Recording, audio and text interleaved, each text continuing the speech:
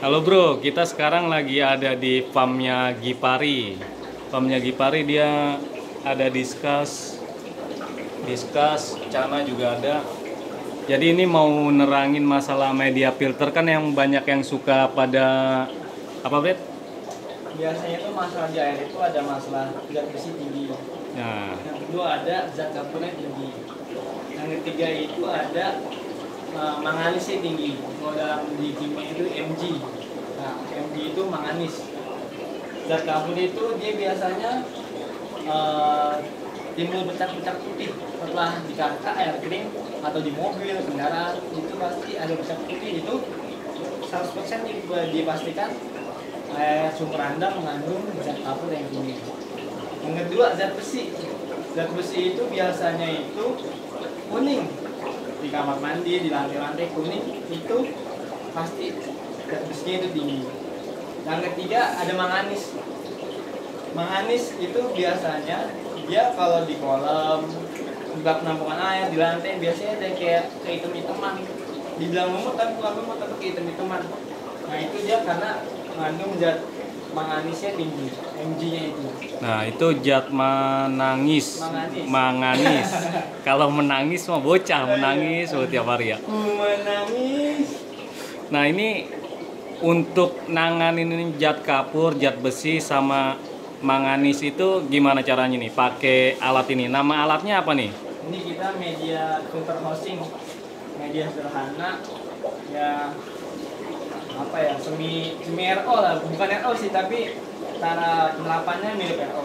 Tapi jauh karena RO kan pakai ultraviolet, pakai banyak deh, oke ada mesin lagi khusus dia. Kalau ini cuman media apa ya semi lah, sederhana, media sederhana.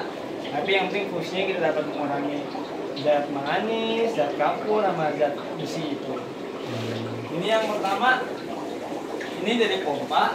Saya penerapannya dari pompa. Dari kompa. Kita masuk ke housing pertama nih, ini namanya housing nih, housing filter nih. Ini isinya karbon aktif, ini buat ngurangin zat besi. Karbon aktif. Karbon aktif. Tapi di sini saya campur sama pasir manganisnya juga. Jadi itu selain zat besinya berkurang, manganisnya juga berkurang. Yang kedua ini ada resin cation. Resin cation. Resin cation. Cation. Nah, resin ini berguna untuk menghilangkan zat kapur, tapi dia juga bisa buat menghilangkan zat besi gitu. Dan ini juga bisa dipakai buat mengurangi TDS. Gitu. Dari sini saya naikin ke toren, sebelum masuk tank akuarium saya filter di sini nih. Karena di toren penampungan banyak, kena lumut, kena banyak pasir lah yang dari bawah dari sumur. Langsung kasih housing filter kapas. Setelah itu saya masukin ke CTO lagi. CTO ini sama kayak karbon aktif. Sebelum masuk tank akuarium pakai karbon aktif lagi.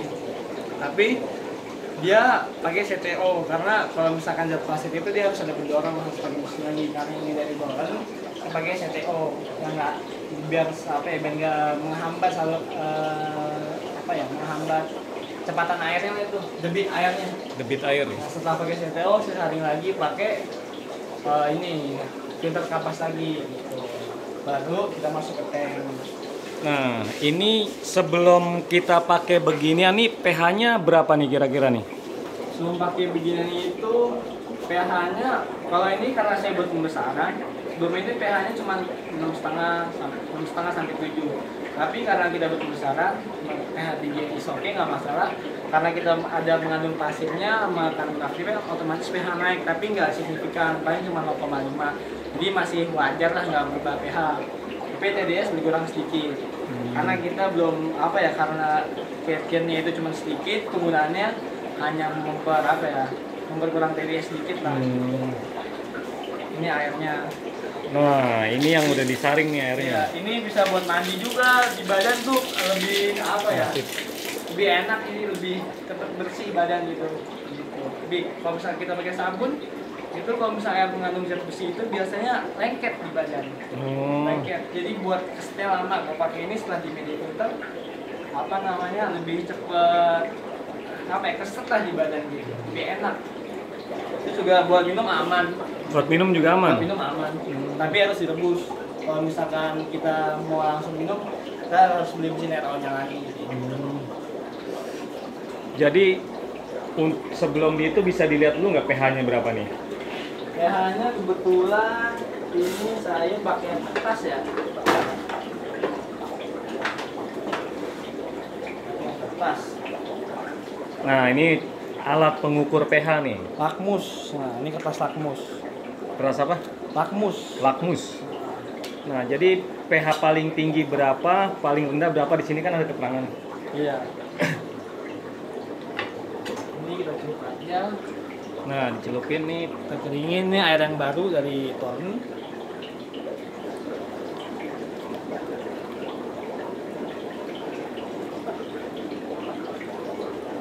Udah kering.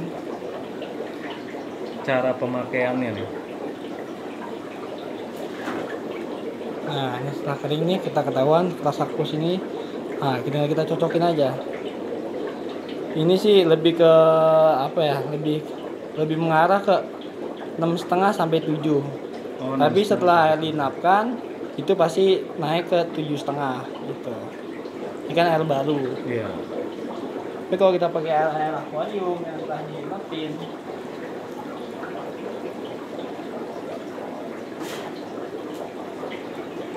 Nah, ini air yang udah pakai mesin tadi ya? ya air yang udah pakai mesin tadi.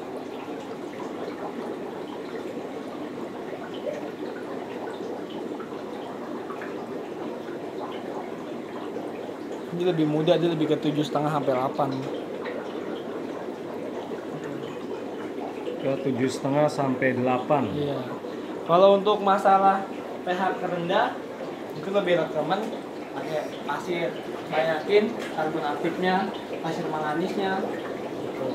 Jadi Atau jadi dia nih pakai ini nih lebih mengurangi zat kapur ya? zat kapur, zat besi, Zat kapur, zat besi.